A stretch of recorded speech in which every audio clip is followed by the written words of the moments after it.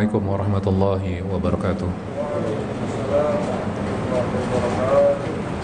Assalamualaikum warahmatullahi wabarakatuh. A'udzu billahi minasyaitonir rajim. Bismillahirrahmanirrahim. Alhamdulillah rabbil alamin. Allahumma shalli ala Muhammad wa ala ali Muhammad. Rabbana zalamna anfusana wa illam taghfir lana wa tarhamna lanakunanna minal khasirin. Rabbi shrah li sadri wa yassir li amri wahlul 'uqdatam min lisani yafqahu qawli. Amin amin ya rabbal alamin. Hari ini kita akan kembali lagi belajar dari surat Ar-Rahman. Allah mengulang sebuah ayat dan ini diulang sampai 31 kali. Ayatnya berbunyi fabi ayyi ala'i rabbikuma tukadziban. Maka nikmat mana sajakah dari kalian berdua yang kalian berdua dustakan. Kenapa sampai Allah mengulang sampai 31 kali? Ini perlu kita pelajari sehingga kita faham sesungguhnya manusia itu tidak bersyukur.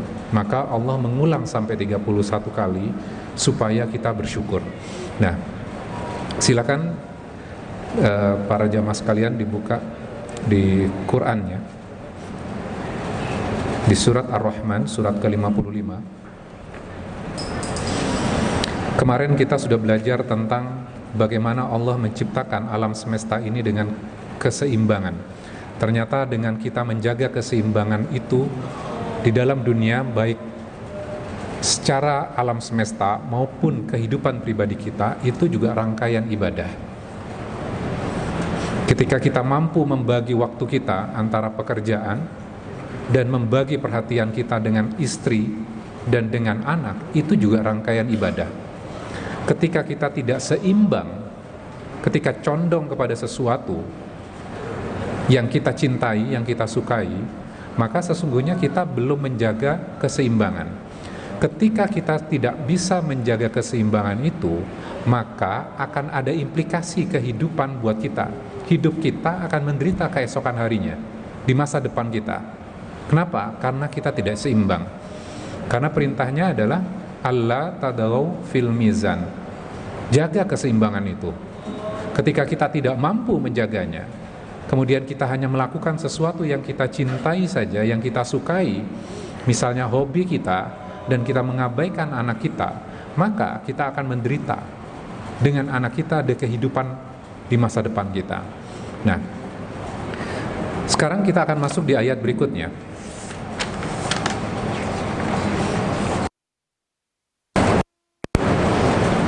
Kemarin sampai ayat ke-8 ya.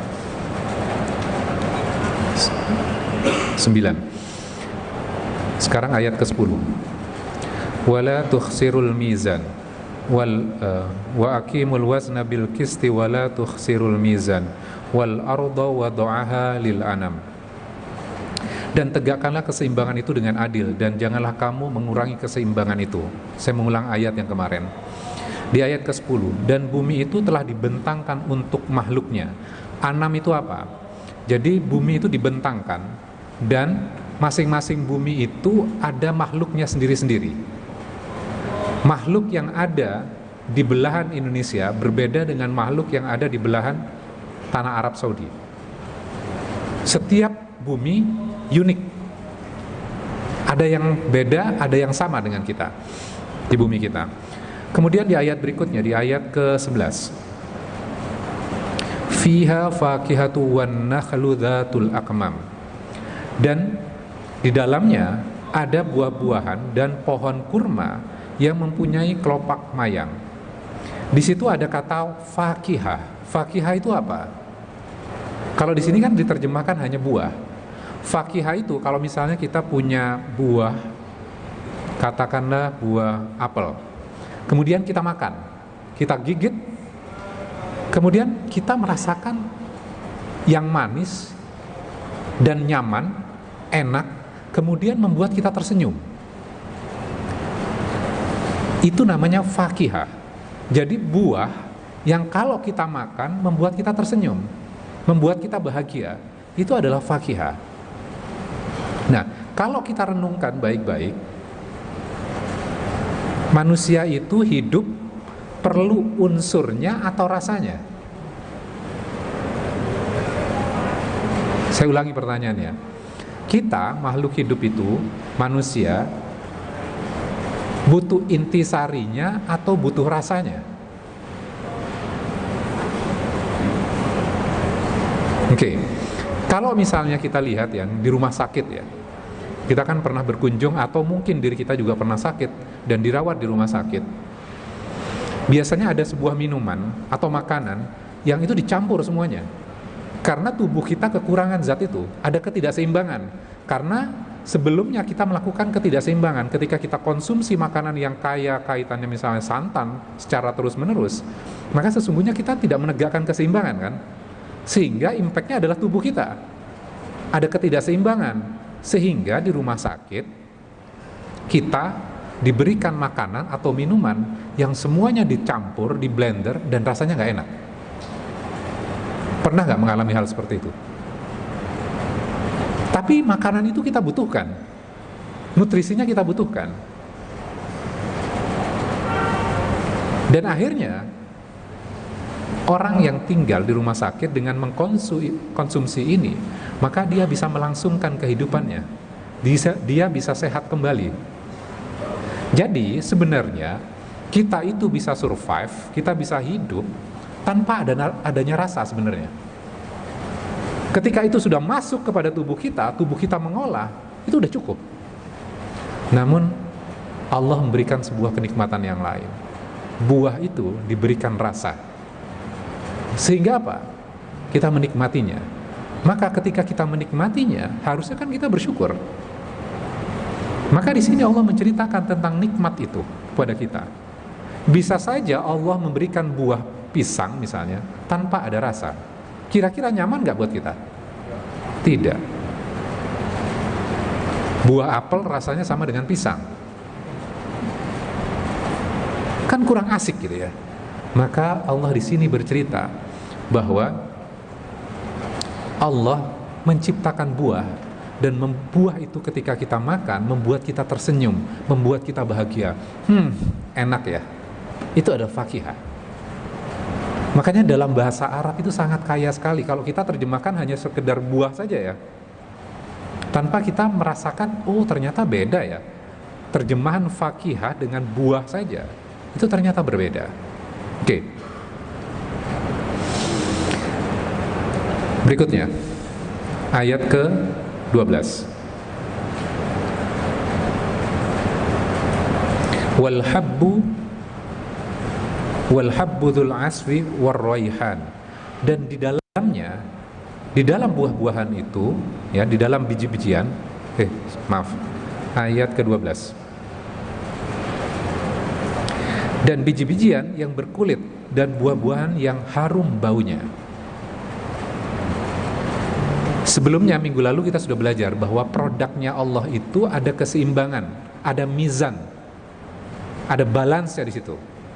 Kemudian di sini juga menceritakan tentang bagaimana produknya Allah itu balance, memiliki keseimbangan. Allah sedang bercerita di sini buah yang memiliki kulit yang ada bijinya di dalamnya. Sekarang saya berikan ilustrasi. Ketika kita ke mall atau ke minimarket, di situ ada toko buah.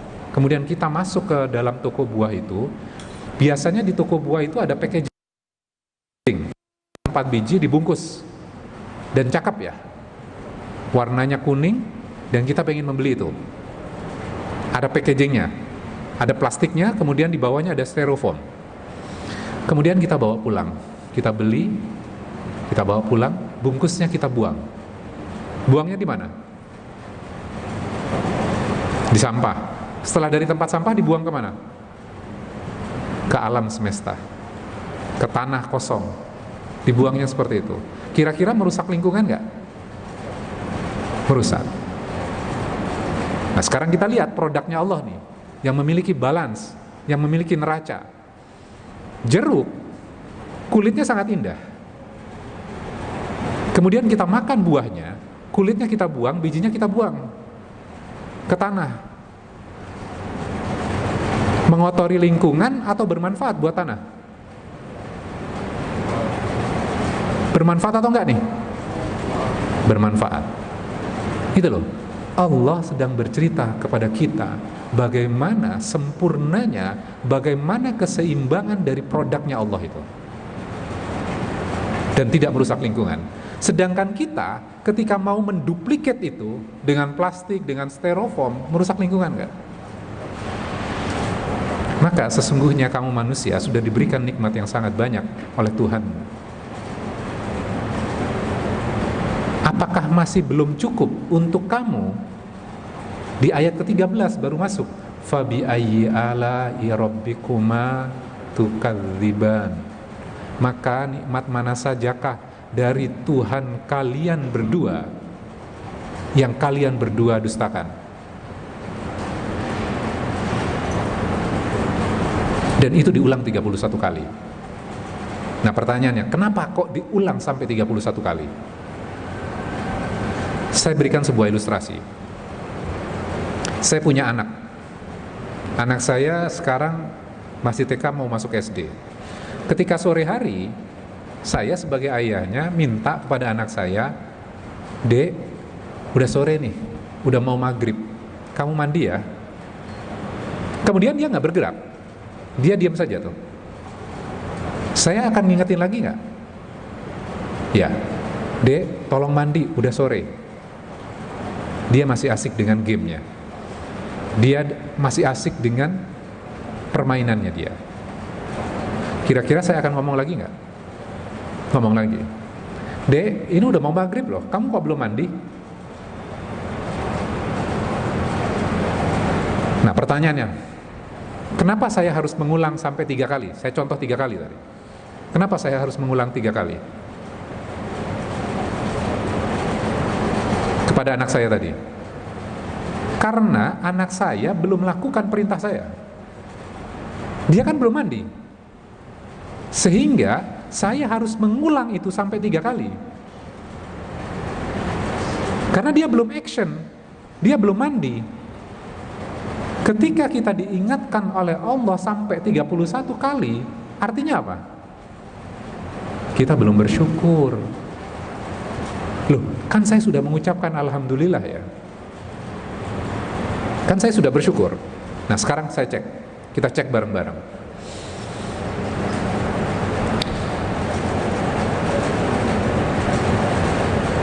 Saya berikan sebuah ilustrasi.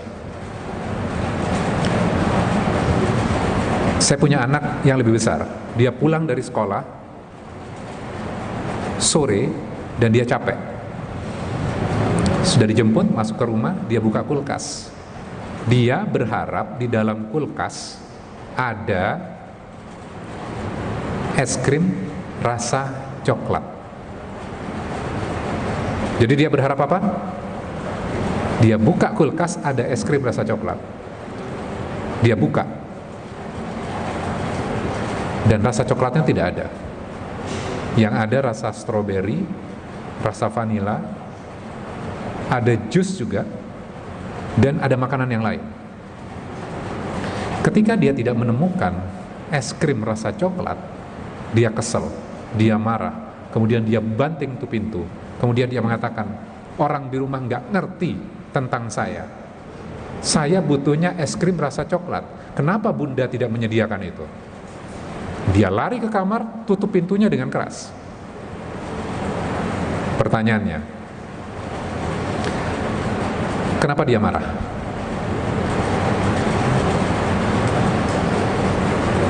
Kenapa dia marah? Kenapa anak saya yang lebih dewasa ini lebih marah? Karena dia tidak menemukan sesuatu yang dia cari. Padahal, nah ini baru masuk nih. Padahal ada es krim rasa vanila, ada es krim rasa stroberi, dan ada jus di situ. Banyak yang lain. Namun, ketika dia tidak mampu mengapresiasi sesuatu yang ada dan mencari sesuatu yang tidak ada, maka dia sesungguhnya tidak bersyukur. Benar nggak? Kan masih ada yang lain. Kenapa fokus kepada sesuatu yang nggak ada, sedangkan yang ada itu masih banyak?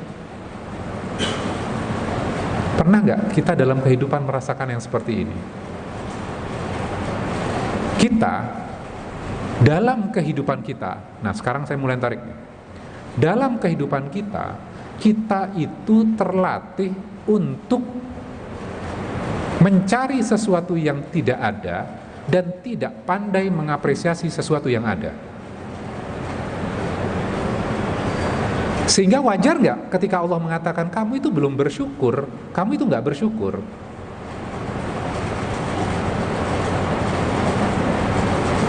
Masih di awang-awang ya. Saya berikan contoh. Kita kan berangkat ke kantor. Tiba-tiba motor kita ditabrak dari belakang. Rusak tuh bagian belakangnya. Biasanya yang kita lakukan apa? Jujur aja ya. Karena di masjid. Jujur, kalau di jalanan motor kita ditabrak, yang salah orang belakang, apa yang kita lakukan? Apa? Marah-marah. Pertanyaan saya, kenapa marah-marah? Kenapa? Karena kita melihat motor kita yang rusak. Kita apresiasi terhadap sesuatu yang masih ada nggak? Tidak. Ketika kita ditabrak, yang rusak kan belakang. Kita masih selamat nggak? Kita masih selamat loh. Diapresiasi nggak itu? Enggak. Dia fokus kepada sesuatu yang tidak ada, sesuatu yang rusak. Sedangkan dirinya yang selamat tidak diapresiasi, tidak disyukuri. Motor yang lain gitu loh, bagian yang lain masih normal nggak? Masih. Nah, kita dalam hidup terlatih melihat sesuatu yang nggak ada atau yang rusak. Sedangkan yang ada kita tidak apresiasi, kita tidak syukuri. Itu loh kita. Sehingga apa? Adanya marah-marah, adanya emosi. Berbeda nggak responnya ketika kita tadi ditabrak, kemudian alhamdulillah saya masih selamat ya, tangan masih komplit, kepala juga masih normal, nggak keluar darah, kaki juga masih bisa bergerak, yang rusak cuma bagian belakang, alhamdulillah saya masih selamat. Turunnya pun akan beda tuh, beda dengan turun yang pertama ya, ketika kita tidak bisa mengapresiasi itu, mainnya udah main fisik dengan kata-kata.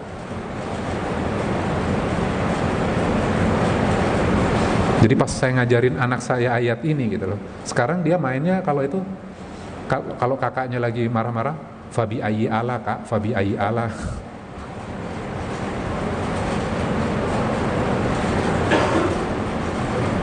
Jadi kita paham ya, kenapa kita sampai 31 kali oleh Allah diingatkan fabi ayyi ala rabbikuma tukadziban. Termasuk ketika kita sakit. Kan setiap orang pasti punya penyakit yang spesifik ya. Setiap orang beda-beda.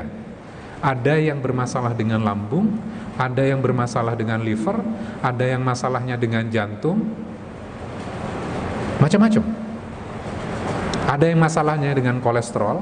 Ketika sakit, katakanlah misalnya dia sakit kolesterol, biasanya apa dalam pemikirannya dia? Aduh, ini sakit kok gini-gini banget sih. Dia apresiasi yang lain nggak? Tubuhnya yang lain yang masih sehat. Dia melupakan yang lain yang masih sehat. Dan dia fokus kepada sesuatu yang sakit ini. Dan dia akhirnya tidak apresiasi kepada hal yang lain yang masih utuh di tubuh kita. Merasa nggak kita? Kita itu belum bersyukur. Merasa nggak? Jadi kalau pas baca ayat ini gitu loh, kita benar-benar memahami, oh iya ya, saya diingatkan kembali untuk bersyukur. Makanya beberapa imam ketika membaca ayat ini kan sampai nangis ya, karena dia introspeksi dirinya gitu loh. Jadi balik lagi, ketika dibacakan fabi ayyi ala rabbikuma tukadziban, Maka kita harus paham, kita manusia itu kita tidak pandai dan tidak terlatih mengapresiasi sesuatu yang masih ada. Tapi kita dari kecil mungkin terlatih untuk mencari sesuatu yang tidak ada, mencari sesuatu yang hilang, mencari sesuatu yang sakit, sehingga kita melupakan nikmat Allah yang banyak yang sudah diberikan kepada kita.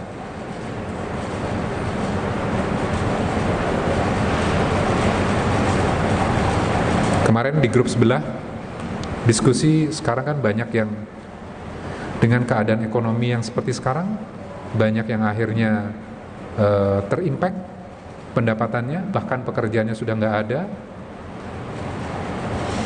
Ketika mengalami hal seperti itu kan berat ya, berat, kehilangan pekerjaan, keluarga masih ada yang diberhentikan, dan dia mau menikah, ini kan berat. Biasanya apa yang terjadi ketika orang-orang mengalami hal tersebut? Komplain, protes. Normal nggak? Buat kita katakan normal.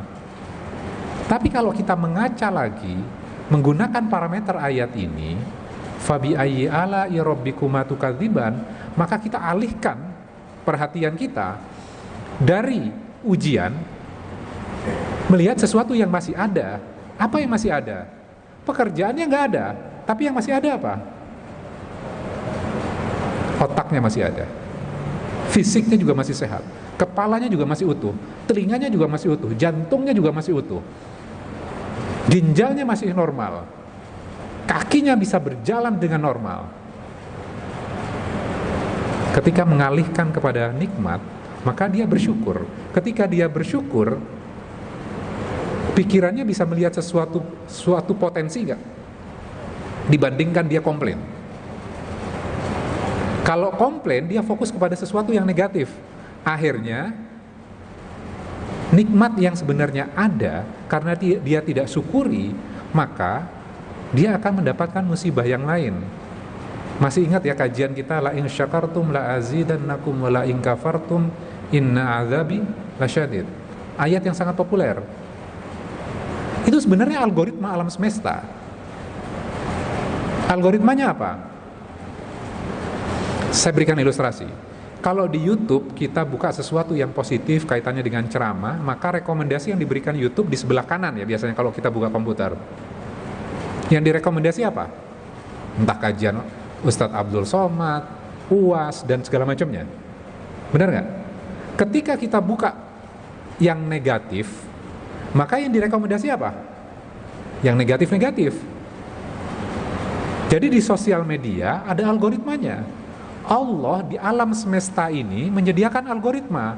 Algoritmanya apa? La in syakartum la azidannakum wa la in kafartum inna azabi lasyadid. Kalau kamu bersyukur, kamu mengapresiasi nikmat, maka sesungguhnya nikmat yang lain akan direkomendasikan. Tapi kalau kita komplain, berpikir yang negatif, yang direkomendasikan yang negatif yang lain kan? Kita beranggapan, waduh, saya menderita. Kata Allah, bisa jadi kan seperti ini tafsirnya. Oh, kamu beranggapan itu penderitaan yang besar ya? Ini loh masih ada penderitaan yang lain. Itu kan yang direkomendasikan. Makanya kadang-kadang kan kita berpikir, kalau saya berpikir negatif, kok seringkali yang muncul negatif-negatif ya? Inilah ayatnya. Kalau kita tafsirkan dengan sederhana seperti itu, maka dengan kondisi apapun, maka kita harusnya apa? Bersyukur. Bisa makan buah? Masih bisa makan normal? Masih. Kenapa kita harus komplain? Ketika komplain, maka sesungguhnya tidak menyelesaikan masalah. Kemarin saya baru berdialog dengan seorang, malah saya belajar dari beliau.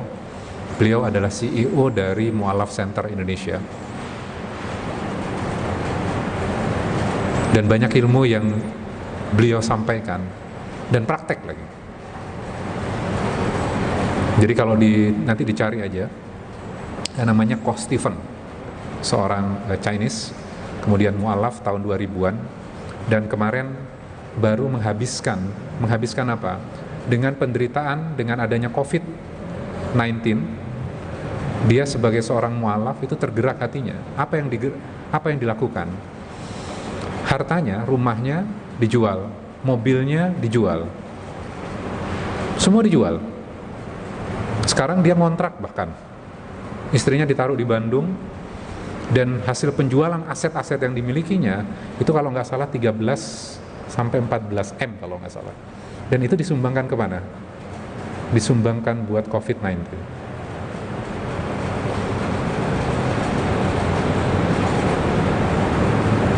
Ketika menderita, bukannya komplain, tapi dia berbuat tuh. Kita sudah sampai level mana? Kan kita masih utuh semuanya. Beliau mengajarkan bagaimana tidak mencintai harta, tapi mulai menyedekahkan, bersyukur terhadap apa yang dimilikinya.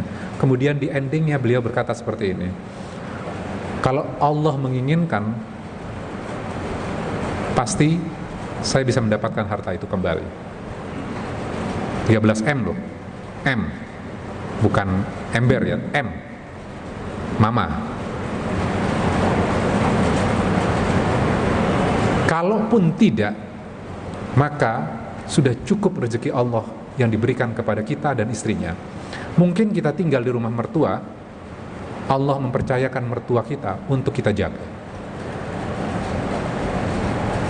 Jadi kalau kita ingat kisahnya sahabat, siapa yang melakukan ini? Abu Bakar ya?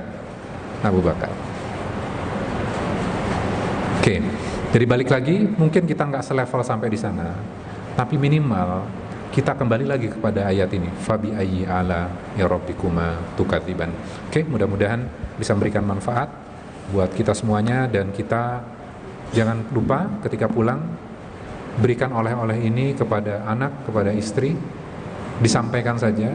Tidak perlu kita harus menjadi ustadz dan bisa berceramah di depan podium seperti ini. Kita juga punya kewajiban untuk menyampaikan kepada anggota keluarga kita. Mohon maaf jika ada yang kurang. Kita tutup dengan doa kafaratul majelis. Subhanakallahumma wa bihamdika asyhadu an la ilaha illa anta astaghfiruka wa atubu ilaik.